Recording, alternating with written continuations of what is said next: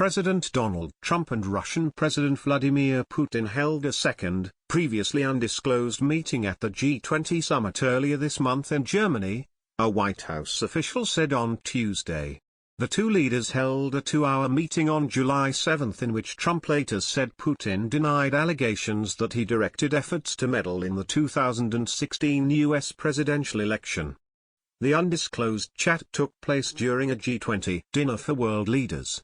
Trump left his seat to sit next to Putin, The Washington Post reported.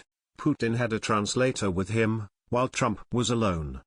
Trump blasted the coverage on Tuesday night in a tweet saying, "Fake news story of secret dinner with Putin is sick."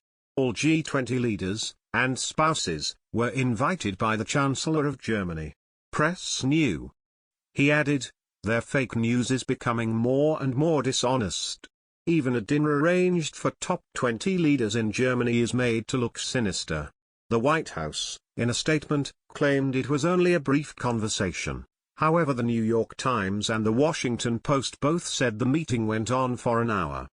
The nature of the meeting, with no U.S. officials present to take notes, means that knowing what happened depends entirely on the president's recollection of events. The undisclosed meeting could explain discrepancies between the Russian and U.S. versions of what they spoke about at the G20. Trump tweeted on July 9, "Sanctions were not discussed at my meeting with President Putin. Nothing will be done until the Ukrainian and Syrian problems are solved." Putin said subsequently that he had pressed for the return of Russian-owned diplomatic compounds that were seized by the Obama administration in retaliation for Russian election interference.